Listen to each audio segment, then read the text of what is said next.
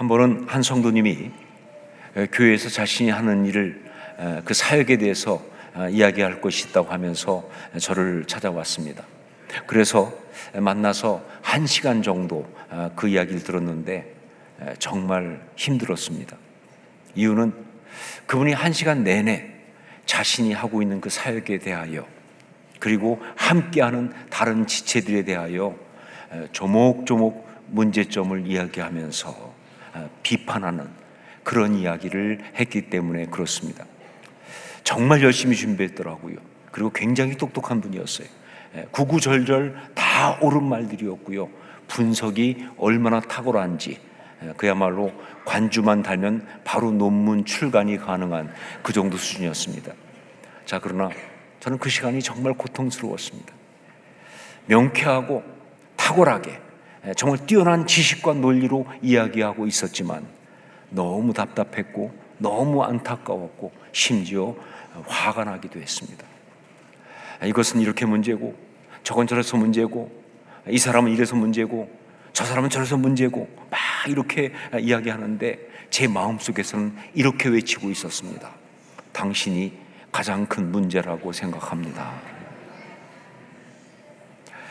고린도전서 8장, 오늘 말씀을 쓰고 있는 사도 바울의 심정이 바로 그때 저의 심정과 같지 않을까라고 생각합니다. 왜냐하면 지금 바울 사도는 고린도 교회 안에 있는 문제에 대하여 질문을 받고 있기 때문에 그렇습니다. 자, 그런데 그 문제가 다른 게 아니라 정말 그 성도 사이에 심각한 갈등을 이야기하고 있는 바로 그런 문제였다. 더군다나 그 문제를 이야기한 사람들이 누구냐? 바로 성도들 가운데 특별히 잘 믿는다고 하는, 그야말로 교회를 바르게 세우고 그리고 이끌어야 될 영적 리더십들에 의해서 바로 그런 일이 일어났다고 하는 그런 거기 때문에 그 마음이 너무 답답하고 안타까운 그런 것이다. 자, 어떤 문제인가? 그것은 바로 우상의 제물 문제였습니다. 우상의 제물.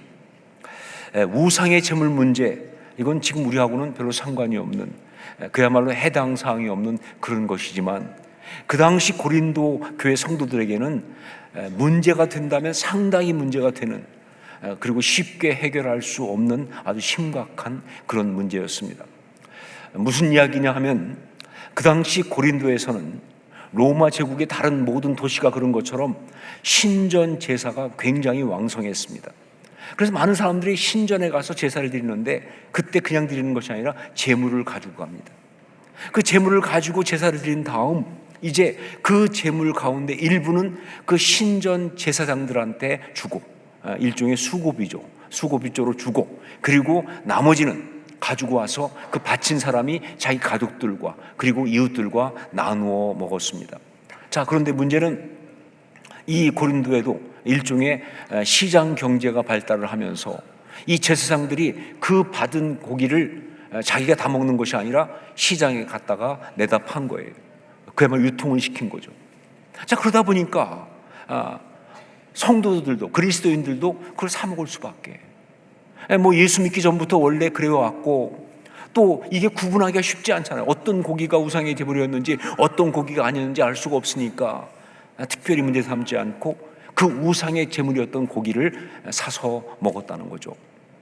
또 한 가지는 제물을 바친 자가 제사 끝나고 나서 그 제물을 가지고 와서 이제 자기 몫을 갖고 와서 가족들과 이웃들과 나눠 먹는데 그 이웃 중에 그리스도인들이 있었던 거예요. 그 이웃된 그리스도인은 늘 그랬던 것처럼 그냥 받아 먹은 거예요. 자연스럽게, 특별한 경계심 없이, 알면서도, 이게 우상의 제물이라는 걸 알면서도 그렇게 먹었던 것이다. 자, 그런데 이것에 대하여 고린도 교회 안에서 아주 심각한 논쟁과 갈등이 일어난 것입니다. 그 당시 고린도 교회 안에 있는 문제는 사실은 한 가지입니다. 바로 분열의 문제였어요. 굉장히 많은 문제들이 있다고 하지만 진짜 문제는 뭐냐? 분열의 문제예요. 서로 파당을 지어서 서로 비난하고 공격하면서 주의 몸된 교회를 갈기갈기 찢고 있는, 그게 가장 심각한 문제였어요. 이들은 그래서 정말 어떤 이슈만 있으면 서로 싸우는 거예요. 그런데 이번에는 우상의 제물 문제로 이렇게 비난하고 공격을 하게 된 것이죠. 건수가 없어 한이족 사실. 그러니까 문제가 있어서 문제가 아니라 문제를 삼으려고 하는 그 악한 마음 때문에 문제가 되고 있는 그런 것이다 라고 할 수가 있죠.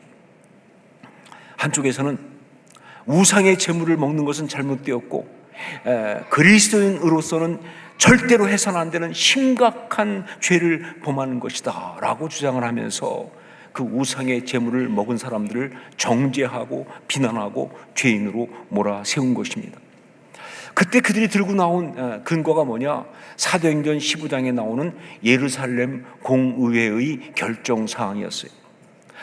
여러분 아시는 것처럼 바울과 바나바가 1차 전도 여행 중에 비시디아 안디옥이라는 곳에 가서 거기서 복음을 유대인들에게만이 아니라 이방인들에게도 전하기 시작했습니다. 그때까지 복음은 유대인들에게만 전하는 거였어요.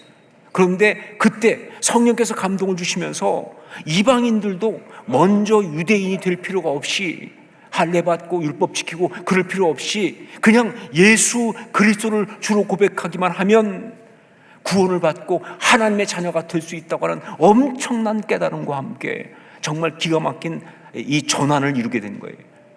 자, 그런데 이것이 초대교회 안에서 굉장한 그런 문제가 됐습니다. 엄청난 파장이 일어난 거죠. 그래서 막 너무 시끄러우니까 이걸 해결하기 위해서 예루살렘에서 최초의 공의회가 열렸습니다. 그런데 여기에서 베드로의 간증을 통한 성령의 역사로 우상의 제물과 음행과 목매어 죽인 것과 피를 멀리하라, 이 네 가지를 권면하는 조건을 달아서 이방인에게 복음의 문을 활짝 열어주는, 이방인이 그냥 그리스도인이 될 수 있는 복음의 문을 활짝 열어주는 놀라운 결정이 내려지게 된 것이죠. 자, 그런데 고린도 교회 안에서 스스로 똑똑하고 잘 믿는다고 생각하는 어떤 그런 교만에 빠진 자들은요, 바로 이 권면 사항을 갖다가 율법처럼 들고 나온 거예요. 그래서 말합니다. 분명 예루살렘 공의에서 우상의 제물을 먹지 말라고 그랬는데 너희가 그걸 먹고 있으니까 너희는 범죄한 것이고 너희 신앙은 잘못된 것이다 라고 하면서 그 예루살렘 공회의 취지와 그리고 현실적인 상황을 다 무시하고 그냥 우상의 제물을 먹고 있는 많은 성도들을 정죄하면서 비난하면서 힘들게 하는 그런 일을 벌인 것이죠. 자, 그런데 이런 그들의 공격에 대해서 또 한쪽에서는, 그러니까 싸움이 되죠. 정반대의 논리를 가지고 이제 맞장구 치면서 또 싸우기 시작했습니다. 그들은 얘기합니다. 음식이 뭐가 문제냐 하는 거죠. 우상의 제물 그냥 음식인데 음식이 뭐가 문제냐? 그게 어떻게 우리를 영적으로 더럽게 할 수 있느냐? 예수 그리스도 안에서 영적으로 구원받은 우리는 그런 거에 구애받을 필요가 없지 않느냐? 그러면서 예루살렘 공회의의 그 결정은 권면이지 율법이 아니다. 우리는 얼마든지 우상의 제물을 먹을 수 있고 먹어도 된다. 그런 자유가 이미 신앙 안에서 우리한테 주어진 것이다. 그게 진짜 신앙이다 라고 그렇게 주장을 하면서 상대방을 비난하고 틀렸다고 잘못된 신앙이라고 공격하며 마주 싸운 거예요. 자, 이 둘 중에 누구의 말이 옳습니까? 이 둘 중에 누구의 말이 옳습니까? 신앙인은 굶어 죽는 한이 있어도 우상의 제물을 먹어서는 안 되는 것입니까? 아니면 영적으로 자유로우니까 음식에 불과하니까 우상의 제물을 얼마든지 먹어도 괜찮은 것입니까? 여러분, 이들의 말 다 옳은 말이에요. 예, 이들의 주장 정말 타당합니다. 이들의 영적인 지식 아주 탁월하죠. 그러나 이들은 결코 아름답지 않습니다. 이들의 신앙은 올바르지 않습니다. 왜냐하면 이들은 지금 성령님께 쓰임받고 있는 것이 아니라 사실은 교회를 파괴하고 성도를 죽이려고 하는 마귀에게 이용당하고 있기 때문에 그렇습니다. 좀 저속한 표현이긴 하지만 옳은 말을 싸가지 없이 한다라는 말이 있어요. 옳은 말을 싸가지 없이 한다. 구구절절이 맞는 말이지만 그것이 듣는 사람을 기분 나쁘게 하고 화나게 하고 그래서 받아들이지 않게 하고 거부하게 하는 그런 경우를 이야기하는 거예요. 자, 그렇다면 그 옳은 말은 절대 옳은 말이 아니다. 왜냐하면 말이라는 게 뭐예요? 소통을 위해 있는 거잖아요. 자, 그런데 아무리 내용은 맞는 말이라 할지라도 그 말하는 사람의 태도와 자세 때문에 상대방이 받아들이지 않고 거부하게 만든다면 그건 옳은 것이 아니라 틀린 말이고 잘못된 건 아니냐, 그 말이죠. 여러분, 신앙적인 말도 동일합니다. 아무리 그것이 신앙적으로 맞는 말이라고 할지라도 그 말을 하는 그 마음과 의도가 잘못되고 삐뚤어져 있어서, 그래서 그 듣는 성도가 거기에 은혜를 받는 것이 아니라 상처를 받는다면, 그걸 듣고 그 영혼이 시험에 들고 그러면서 교회 공동체가 혼란에 빠지고 흔들린다고 한다면 그건 신앙적으로 옳은 말이 아닌 거죠. 그 신앙은 아름답지 못하다 하는 것입니다. 바로 그래서 바울 사도는 고린도 교회를 시끄럽게 하고 있는 그 문제에 대하여 이런 식으로 답을 하고 있습니다. 우리 1절 말씀을 함께 읽겠습니다. 1절 같이 읽습니다. 우상의 재물에 대하여는 우리가 다 지식이 있는 줄을 아나 지식은 교만하게 하며 사랑은 덕을 세우나니. 먼저 뭐라고 말했느냐? 우상의 재물에 대하여는 우리가 다 지식이 있는 줄을 아나 그랬어요. 이게 무슨 말이냐? 우상의 재물에 대한 너희들 말이 다 맞다, 다 옳은 말이다, 이런 이야기예요. 자, 그런데 이 말은 절대로 이 표현은 그들의 주장을 인정해 주거나 긍정하는 말이 아닙니다. 사실은 조롱하고 있는 것이죠. 속된 표현으로 한다면 그래, 네 똥 굵다, 이런 얘기예요. 그래, 네 똥 굵어, 그런 얘기예요. 바로 그래서 바울 사도는 그 다음에 그 문제에 대하여 가타부타 답을 주지 않습니다. 우상의 재물 문제는 이게 맞아, 저게 맞아, 아니요, 그 얘기하지 않고 오히려 그들 가운데 있는 진짜 문제를 가지고 거기에 대해서 답을 주고 있는 거예요. 그들 가운데 진짜 문제에 대한 답을 주고 있어요. 그것이 뭐예요? 지식은 교만하게 하며 사랑은 덕을 세우나니, 이겁니다. 지식은 교만하게 하며 사랑은 덕을 세우나니. 이 말씀을 보니까 떠오르는 이야기가 있습니다. 그것은 한경직 목사님에 대한 유명한 일화입니다. 한경직 목사님이 영락교회를 목회하실 때 한 번은 당회가 교회에 어떤 사안을 놓고 둘로 나눠졌어요. 둘로 나눠져 가지고 심각하게 대립을 하게 됐어요.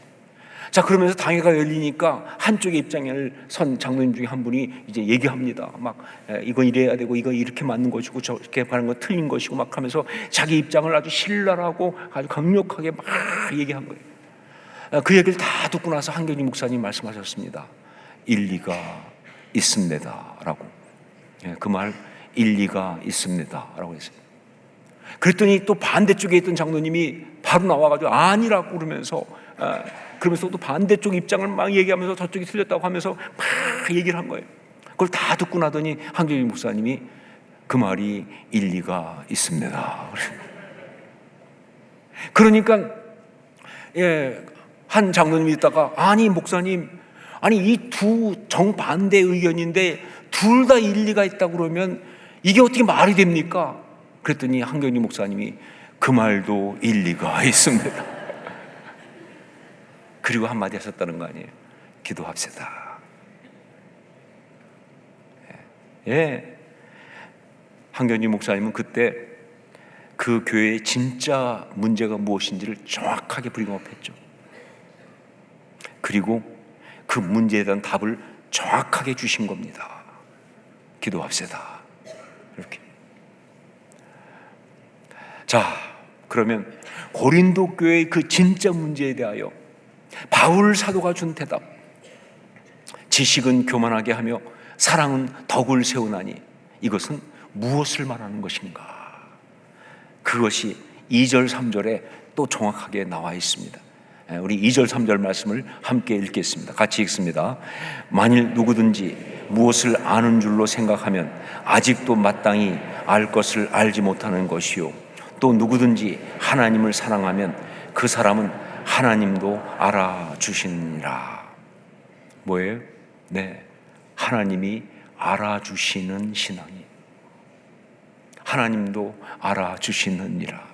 하나님이 알아주시는 신앙, 하나님이 인정해 주시는 신앙이에요. 예, 왜 이렇게 시끄럽습니까, 사람들이? 왜 그렇게 서로 비난하면서 자기 주장을 하면서 그렇게 싸우고 있습니까? 결국 뭐예요? 자기 알아달라는 거 아니에요. 자기 인정해달라는 거 아니에요. 인정받겠다는 거 아니에요. 자, 그런데 진짜 신앙은, 진짜 아름다운 신앙인은 사람들이 알아주는 것, 그것이 아니라, 사람들에게 인정받는 것, 그것이 아니라 하나님이 알아주는 것, 하나님이 인정해 주시는 것, 그거 아니냐 그 말이죠. 자, 그렇다면 어떤 신앙이 하나님이 알아주는 신앙이고 어떤 사람이 하나님이 인정해 주시는 그런 사람인가? 오늘 말씀을 통해서 볼 때 두 가지입니다. 첫 번째가 뭐냐? 공동체를 세우는 신앙인이에요. 공동체를 세우는 신앙인. 우리 6절 말씀을 함께 같이 읽겠습니다. 6절 같이 읽습니다. 그러나 우리에게는 한 하나님 곧 아버지가 계시니 만물이 그에게서 났고 우리도 그를 위하여 있고 또한 한 주 예수 그리스도께서 계시니 만물이 그로 말미암고 우리도 그로 말미암아 있느니라. 예, 가장 중요한 것은 공동체가 하나가 되는 것입니다.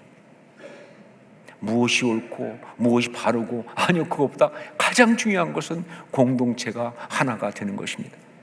복음 진리 그 자체 말고는 공동체를 나누고 분열시켜도 괜찮은 어떤 것도 존재할 수 없다는 것이죠. 예, 그게 뭐길래, 그게 얼마나 중요한 것이어서 공동체를 분열시킵니까? 복음 진리 자체 말고는 그럴 수 있는 게 없다는 거죠. 진짜 하나님이 알아주시고 인정하는 그러한 신앙은 공동체를 하나 되게 함으로 공동체를 아름답게 세우는 바로 그런 사람, 그런 신앙이다 하는 겁니다. 제가 미국에서 목회할 때, 처음 목회를 시작할 때 그때 한 장로님이 계셨어요. 한 분 장로님이 함께 했는데, 그런데 그때 함께 하셨던 그 장로님이 굉장히 자기 주장도 좀 있으신, 그리고 좀 스타일이 있는 그런 분이었습니다. 자, 그런데 교회가 시작되고 나서 막 하나님 은혜를 주셔가지고 굉장히 많은 성도들이 막 몰려오기 시작했어요. 그러다 보니까 여러 교회에서 여러 가지로 신앙생활하던 그야말로 신앙 이력이 화려한 사람들이 다 모이다 보니까 이 다양한 스타일 때문에 교회가 굉장히 좀 어려웠습니다. 왜? 사람들이 다 달라요. 막 어떤 사람은 뭐 그냥 기도는 그냥 조용히 해야 되는 사람, 어떤 사람은 조용히 기도하는 건 기도가 아니야. 일단 그냥 시작했다 그러면 뭐 식사 기도도 방언으로부터 시작하는 사람. 어떤 사람은 찬양할 때 손 안 들면 찬양이 안 되는 사람도 있어요. 어떤 사람은 찬송가만 불러야 되는 분도 있어요. 뭐 다양하니까 뭐 이게 스타일들이 너무 다양한 거예요. 자, 그래서 성령께서 처음에 제게 집중적으로 설교하게 하신 게 뭐냐? 그때 에베소 갖고 설교했는데 다양성에 대한 설교를 하게 하셨어요. 다양성. 서로 다름을 얼마나 품을 수 있는가, 그것이 바로 영적 능력이다라고 하면서, 서로 다른 것, 잘못된 게 아니라 서로 다른 것을 얼마나 품을 수 있느냐, 그것이 바로 영적 능력이다라고 선포하게 하신 거예요. 자, 그래도 어느 주일 그 장로님이 뭐 장로님 한 분밖에 안 계시니까 하루 종일 사역에 바쁘셨죠. 그러고는 오후에 이제 저를 만났는데 특유의 스타일대로 넥타이 이렇게 풀고 오시면서 이렇게 말씀하시더라고요. 아이고, 그 죽일 놈의 다양성 정말 죽같네요. 저는 그 순간에 너무 감사했어요. 너무 감동했어요. 교회가 하나 되고 아름답게 세워지게 하기 위해서 자기 스타일에 맞지 않는 사람들을 품는 게 얼마나 힘드셨으면 저렇게 말씀하실까. 정말 제가 기억하는 하나님이 알아주시고 하나님이 인정하시는 참 신앙인의 모습 가운데 하나였습니다. 예, 어떤 사람이 하나님이 인정하시고 하나님이 알아주시는가? 공동체를 세우는 사람이에요. 두 번째는 영혼을 살리는 신앙인입니다. 영혼을 살리는 신앙인. 우리 9절 말씀을 함께 읽겠습니다. 9절 같이 읽습니다. 그런즉 너희의 자유가 믿음이 약한 자들에게 걸려 넘어지게 하는 것이 되지 않도록 조심하라. 이 말이 무슨 말씀인가요? 그렇죠. 정말 하나님이 알아주고 인정하는 신앙인은 자기의 그 신앙으로 다른 영혼을 살리는 신앙입니다. 그런 얘기죠.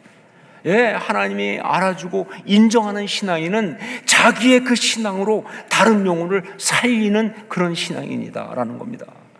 여러분, 우리를 구원하시기 위해서 십자가를 지시고 죽으신 예수 그리스도를 주로 고백한 신앙인은 당연히 그렇게 주님께서 또 생명까지 내어주시면서 구원하게 원하시는 다른 영혼들을 실족하지 않도록, 그 영혼이 무너지지 않도록, 그 영혼을 살리기 위해서 자기 모든 것을 함께 해야 하는 거 아닙니까? 이게 아름다운 거 아니냐 그 말이에요. 이게 진짜 신앙 아니냐 그 말이에요. 여러분, 우리 신앙 중에 핵심을 뭐라고 그래요? 십자가 신앙이라고 말합니다. 진짜 신앙, 진짜 제자들은 십자가를 지고 주님을 따라가는 거예요. 그렇다고 한다면 십자가를 지는 십자가 신앙은 뭘 말하나요? 여러 가지 말할 수 있겠지만 제가 볼 때 그 중에 가장 중요한 건 바로 다른 영혼을 살리기 위해서 자신을 희생하는 거 아니냐고. 자기의 자존심도 내려놓고 자기의 자유도 스스로 포기하고 자기의 시간과 물질과 삶을 온전히 내어드릴 수 있는, 예수님이 그렇게 하셨으니까, 우리 주님이 그렇게 하셨으니까 그게 바로 십자가 신앙 아니냐 그 말이죠. 바로 그래서 진정한 십자가 신앙으로 살아갔던 주님의 제자인 사도 바울은 오늘 말씀에서 이렇게 고백하고 결단을 하고 있는 것입니다. 13절 말씀을 함께 읽겠습니다. 13절 같이 읽습니다. 그러므로 만일 음식이 내 형제를 실족하게 한다면 나는 영원히 고기를 먹지 아니하여 내 형제를 실족하지 않게 하리라. 여러분, 이 말씀 대단히 비장하지 않습니까?